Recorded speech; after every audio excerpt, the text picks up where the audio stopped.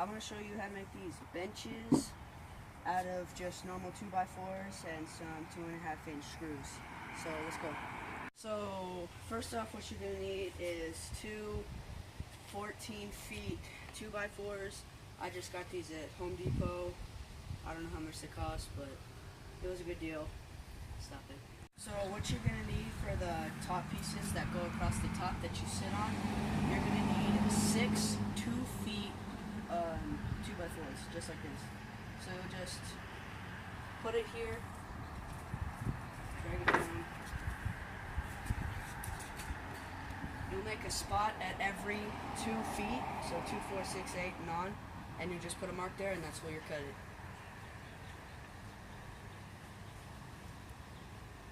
Still recording.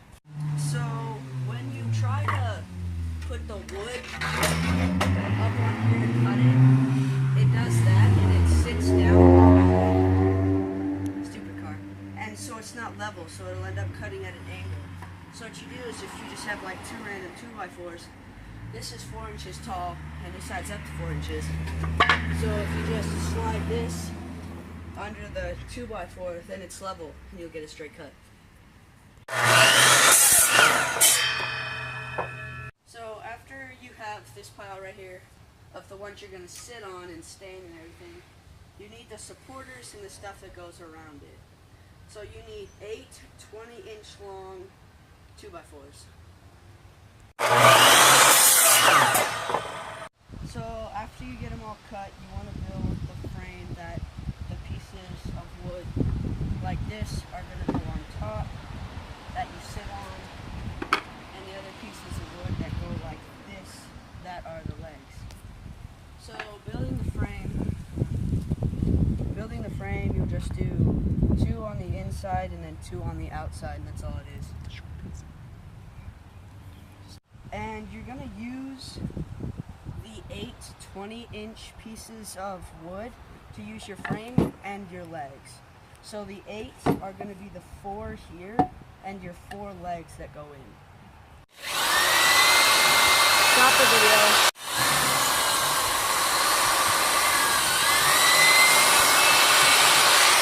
So make sure to pre-drill your holes. Make sure you pre-drill your holes with a driller so it won't split the wood. So make sure to build your thing before you stain or sand it. So if you have to cut another piece of wood or something, you don't have to sand and stain and like polyester coat it separately. So if you build it now, then you can just take it apart and do all that. So after you get the frame built for where it's going to go on top, you want to get the legs in. So what you do is you just set them in like this. Oh, well, this is the wrong piece of wood. So you just get it in like this, and then you'll pre-drill holes here and here. You don't want to do them next to each other because then it's not going to be as stable. So if you do one in the top corner and the bottom corner, then it'll be sturdier.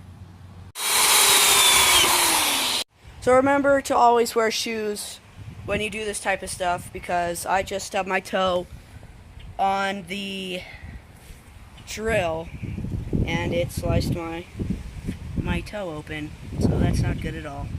So when you're doing the legs, don't do one set one way and another set the other way, because then it's just going to look half-assed and it's not going to look right. So just like try to keep them one way, but if you want, you can do one of those like weird designs where this leg's like this and then this leg would be like this and then like this and this, so it's like a pattern or something. That might look cool with what you're trying to go with, but if you're just trying to go with like a simple theme or something, just something easy to do for beginners and stuff, this would be fine. So I did the specific length of this and this, so that way when you lay them all down, they're gonna have a 1/2 inch.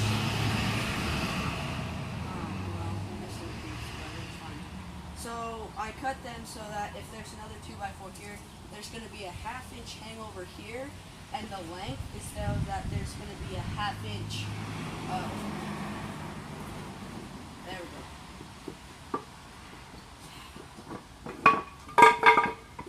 start the video.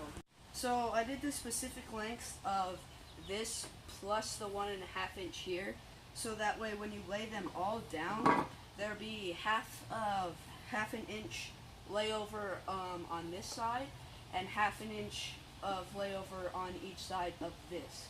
So it'll be an even half inch on hangover for both sides. So, and also one thing to know, like when you're pre-drilling for both of the screws to go in these woods, make sure that if you were to drill in this piece of wood, make sure you're not going to drill right into a screw, because that'll screw up your drill bit, and it'll screw up the screw, so you might not be able to get it back out. So, and also one thing to know is, if you're having half an inch of layover on the side of this board, you can just put a screw, instead of trying to put them real close to each other, you can put it on this board that goes across like that. You can put it in there instead of trying to put it in here, and it'll just make everything easier. So I just lost my cameraman, but so how you want to do it is, so you want to screw in the end boards first before these, because if you drill and screw these in, they might move and like make it too far over here. So if you just end up screwing the ends in, then it can keep things tight and they won't wiggle around when you're trying to screw them in. So yeah. And also, if you don't want the benches to be as big, you can just slim them down, because they can work as seats, but if you want something else, you can also, they also work, dang it, they can also work for like flower pot stands in like your living room or backyard or whatever you want to do with it. So that's just something, that's just something else you can use for the benches or seats, whatever you want to, stools, whatever you want to call them. By the way, Home Depot, sponsor me, you know what I'm saying? Just send me free wood stuff, you know what I'm saying? Just down the road from you. So once you're done, this is what it looks like, and I'll take it apart. I don't know if I'll sand it. I'll probably just sand like the logos right here so that they're not there anymore. And then, so I don't think that I'm gonna stain it. I don't think I'm gonna stain it to look like this. I think I'll just put this polyurethane on it so it gives it this kind of look. So it would look like that instead of the dark gray like that. And also, if you don't want to lose the screws that you put in it, you can just use like a peanut butter jar that you just like clean out, and you can put the screws in there so you won't lose them. So also, if you don't have a flathead screwdriver to open up your paint can, make sure you gotta shake it too. You can just use like a screw, and you can pop it around it, and it'll work just as good. So the polyurethane I'm using is fast drying clear semi-gloss to make it shiny. So since this polyurethane is really liquidy, after you get it on and everything, instead of having to go in again for like more of it, you just like slap the brush on there and it'll get some of the liquid in there. And since this is really runny, you can just get an old raggedy towel and wipe it down so it makes it so you can like flip it over and do this side. And don't just put it face down, because then it'll pick up a lot of those like scraggy wood things. So if you just get like a tiny piece of wood here, you can just flip it upside down, do this side, and it works perfect. So one thing you want to do is, if you stain all this, I've just done this one, but just to show you guys, so you gotta come on this side. So I have this really tiny piece of 2x4 right here that you can just put underneath, and you can just stack them on top of each other so none of them are really touching, except for like maybe one spot right here where this one's touching this one, and just like right there on the edge where it's touching right there, so it won't like pick up dirt from the ground as if it was just straight up face down like that, drying with this side stained.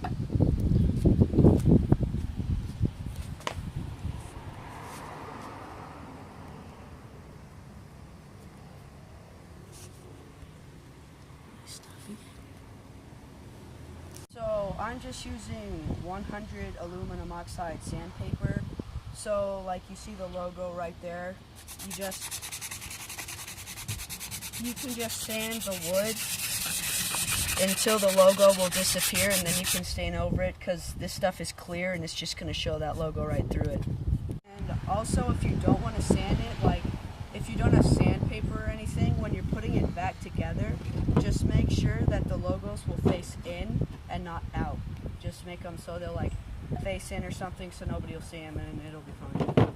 So from wiping down the polyurethane, because of how like liquidy it is and it won't dry like at all, you like once the rag gets super wet, you can get another one, and I'm just using this big towel that you can like use and then rip it in half, you know, and then you can just rip it in half again and just get smaller pieces from a big towel.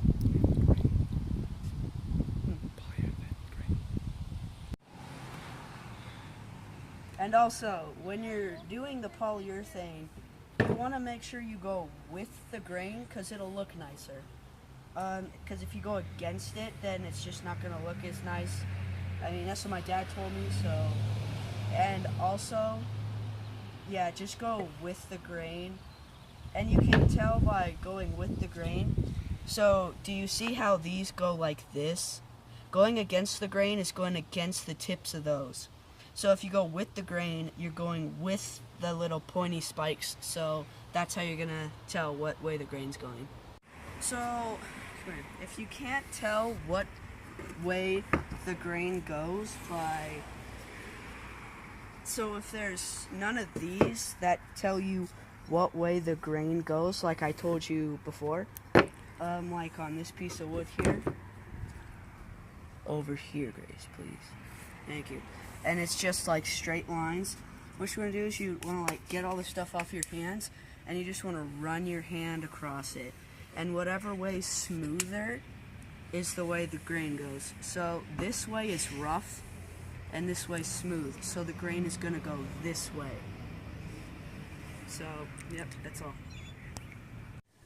So the reason you want to go with the grain, like I showed you before, is so like on this piece of wood I went with the grain, and it just makes it darker and it makes the knots and stuff pop more, instead of on this piece of wood right here where I went against the grain, and it just gives it more of a brighter color, and it doesn't give that like nice feature that it is if you go with the grain.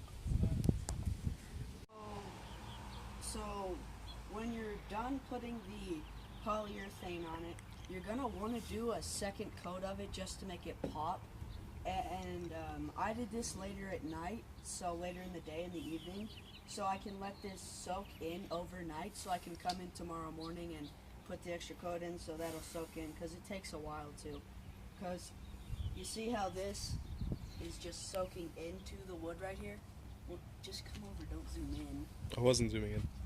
How it's soaking into the wood, but it's still wet. So if you did another coat, then it wouldn't really do anything. So if you let it soak in and dry overnight, then the second coat will be a lot better instead of just doing it right after the first. So since we're right in the middle of the video and everything, so if you guys want, comment down below and I'll show you how to make this kicker for the scooter that I ride. I can do tricks on it and stuff. You know, it's just easy for learning stuff, and if you want, just comment down below, and I'll do a rundown on what you need and how to make it, and the measurements and everything. So, it's been about 2 days, because the next day, then I just did the second coat and let it dry overnight. So, when you're about to put it back together, you have your screws and your drill. You want to put them all in different piles. So, this pile, the 4 are going to be the 4 legs. And then this is the frame that goes around, and then these are going to be the parts that you sit on. So when you do that, and it's just easier if you separate them. So after you have the frame built, make sure that the holes are all on the top, because it's easy to get it screwed up. And when you're putting the legs on, you want to make sure you flip it, because I've had to redo the legs like 4 times before on this, just because I wasn't paying attention and the holes were up. So just make sure The holes are down when you screw in. So this is the finished project. There's not much to say about it except all you needed was two 14-foot 2x4s, a saw, and a drill.